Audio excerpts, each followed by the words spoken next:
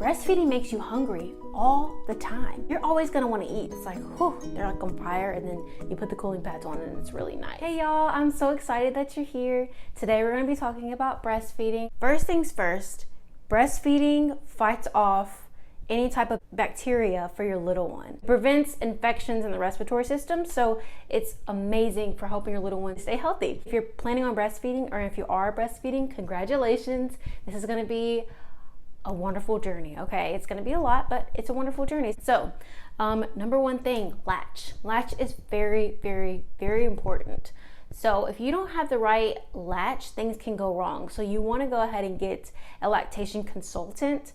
I recommend that anyway, because they know how to help you. Like, they know exactly what to do. If you don't wanna get that, that's fine. Hey, I have some tips. So if your baby isn't latching on right, you're gonna know. Because basically what's gonna happen is your milk supply is gonna be low because they're not getting all the milk out. They're constantly choking.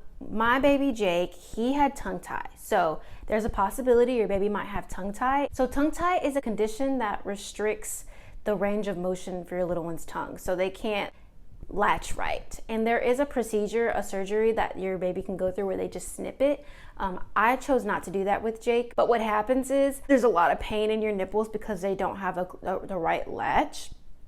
And things can happen like that. So your nipples might start bleeding and cracking, and then they might keep choking on your milk because they can't keep up with your milk flow, keep slipping off the breast, difficulty latching, like these kind of things happen with tongue tie. So if you're having those difficulties, you might want to go ahead and see if your baby has tongue tie and see if you want to go through with the surgery. The tongue tie can also lead to problems with their speech. It depends on the severity of the tongue tie. So you definitely want to get that checked out if you're having those problems. They might possibly have it. If not, then you might just have a rough time latching. So you want to ask your lactation consultant like what's going on, maybe have them show you different positions, because there's like a ton of different breastfeeding positions that you can do and get into. There's always a solution to what you're going through with your breastfeeding. There's always a solution. Some things that you might want to purchase before breastfeeding: nipple shields. Oh my gosh, nipple shields help you with latch.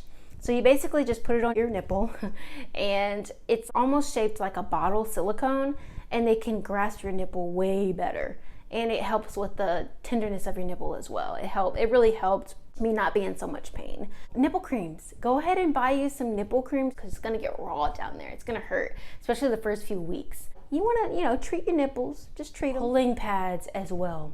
Cooling pads, they really help with the pain. It's like, whew, they're like on fire, and then you put the cooling pads on and it's really maybe nice. Some cooling pads that can also heat up for whenever you're pumping, because you're gonna wanna pump.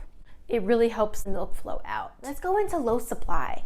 So if you have low supply, there's so many things you can do. Number one, drink lots of water. Go ahead and load up on that water, girl. Load up. Because if you don't, you're gonna have that low supply. Second, oatmeal. I eat oatmeal every morning. Anytime I miss a morning where I don't eat it, I notice an extreme difference in my milk supply. It really helps, like extremely. Oatmeal is great. So pumping every hour or every 2 hours is gonna help your supply. If you have a low supply, it's gonna go ahead and get that going, because it's gonna tell your body, hey, I need to make more milk. I need to make more milk. You're not making enough. So do all of these things if your supply is low. Don't freak out. Stick to it. Do all of these things. I promise you, more than likely, you will produce milk. Also, supplements you can take, they're out there. The fenugreek is really good to take as well. Skin to skin is so important. Skin to skin will also help your milk supply, surprisingly. I don't know what it does. You just get skin to skin with your baby, and that helps as well. All these things helped me when my supply was low. There's even like things like lactation cookies that you can take that will absolutely help with your supply. There's so many things out there. Okay, now there is such a thing as too much supply. That happened to me. My breasts were so full. I thought that I got mastitis. I still can't say it right, which is basically an infection in your breast whenever all the milk hasn't been emptied out, and it turns like really gross. You have to take medicine for it because you get a fever, you get the chills. It's really bad. So empty out those breasts. So if your baby isn't emptying out your breast through each breastfeeding session, go ahead and pump so you make sure you're getting it out.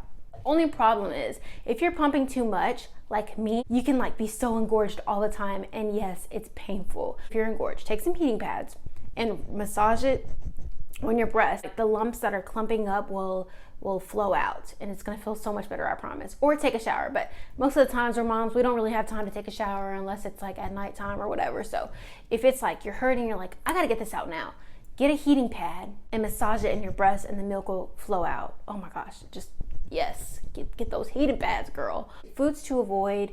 Oh my gosh, there's a lot of foods to avoid, you guys. Nutrition is so important when it comes to breastfeeding. You really need to eat right because your baby can have reactions to what you're eating. Number one, this really made me sad. Avoid caffeine. Caffeine can make them stay awake. They recommend you not taking too much caffeine, and 700 milliliters is what you can take in a day of caffeine. You don't want to go over that. And then another thing is spicy foods. Spicy foods can actually make your baby vomit and have really bad tummy aches. I accidentally did that last night. I feel so bad. I had like spicy noodles and all night Jake couldn't sleep because he was crying. So try not to eat spicy foods. Now, some babies are different. Some babies can tolerate all of this, but you want to go ahead and log it, see how they respond. So things like broccoli and Brussels sprouts, those cause gas often. Onions, can you believe it? Those cause gas. So if you eat those, your baby might get super gassy and super irritable. So just take note because your baby might not. But you want to take note of these things. That way you don't have a cranky, colicky baby 24/7. You just don't want that. Taking in dairy can also bring a lot of pain to their tummies because they're just not ready for it yet. There's certain diets that you can go on you're breastfeeding, and that's what I'm trying to do. I'm trying to do a gluten-free, dairy-free diet. I'm getting there. It's hard though, you know, because I love cheese and all that kind of stuff. But ultimately, anytime I eat those things, he is just a sad, cranky baby, and it makes me sad because I feel selfish and I'm doing that. So just watch out for these foods. Avoiding soy, nuts, peanuts, hot peppers, turnips, fried food, and medications. There's only certain medications that you can take. I'm not sure which ones that you can take, but anytime you want to take medication, research and look up if you can take it while breastfeeding, because I know that it can affect your baby as well. So be careful with the medications. Avoid all those things if you can, or try them out. Go ahead and try those things out and see how your baby responds. If your baby's great, go ahead and eat it. If your baby's not, then I would suggest that you go ahead and try to avoid those to have a happier life. Okay, so things that helped me during breastfeeding, boppy. Okay, so in the beginning, it was really hard to manage to like breastfeed. It was just really hard, like getting into the hang of it. And a boppy really helped me. It kind of supported Jake for me so I could breastfeed and like figure out what I'm doing. I know for some people it's difficult. I do recommend it. It helped me. Now I don't really use it because I'm like a pro and I'm like, boop, get on the breast. But in the beginning, it really helped me. One thing about breastfeeding makes you hungry all the time. So you're always gonna wanna eat. So go ahead and have some healthy snacks unless you don't care about gaining weight, which me, I'm really big on it. And really just being healthy. I like to be healthy. Go ahead and have some healthy snacks ready because you're gonna be hungry all the time. It's gonna happen. It just makes you hungry because you're losing so many calories a day feeding. Another thing is it takes patience. It takes a lot of patience because the first few weeks is gonna be you two bonding and getting in the groove of things, and that's okay. Don't get overwhelmed. I mean, it's gonna be hard not to, but just know in a few weeks or a month, you're gonna master this together. Y'all are both learning and getting into the groove. Don't give up. Oh, another thing that I wanna talk to you guys about is pumping is really important because the thing is, I haven't fed Jake out of a bottle in so long that when I finally did, he wouldn't take a bottle. So now he won't even take bottles of my breast milk. So my husband doesn't have the opportunity to feed him anymore and to bond with him. And also, I don't really have any type of freedom to go anywhere without having to be back at a certain time to feed him. For your sanity, I'm recommending that you pump and you give your baby a bottle at least once a week so they get used to it. You don't want to get them too used to your breast because eventually they're not going to take a bottle, and that's really, I mean, your baby might. Hey, your baby might, but this is what happened with me. I can only tell you my experience and how I wish I would have done it differently. I would have given Jake a bottle maybe once a day, honestly. I guess I just got so lazy to pump, and I was like, I'll put him on breast, that I just didn't want to deal with it. But I highly suggest that you do. And I highly just suggest that you start pumping and stashing every now and then. That way, whenever you have date nights, you have a stash in the freezer and you don't have to stress about it. Because you're going to want to have date nights and you're going to want to be able to do something without having a baby attached to you, you know. It's going to be hard to leave them, but you're going to need that, mama. You're going to go crazy. You need to give it to yourself, okay? Let's just be real here. Yeah, man, that was a lot. But I hope that you took some notes and take this with you. go into this breastfeeding experience just knowing that yes, it's going to be a lot of work in the beginning, but once you and your baby get the hang of it, it's going to be a beautiful thing, and you're going to love it, girl. You're going to love it. You got this. Don't stress. Enjoy it while it lasts, and hang in there. And if you decide to quit early, then that's okay too. Okay, I want to tell you that if you decide to give up, you're still their mama. You're still gonna feed them. You're not starving them. They'll have bottles, right? I always tell everyone that I know to give yourself grace, because I think it's so important, or you will beat yourself up.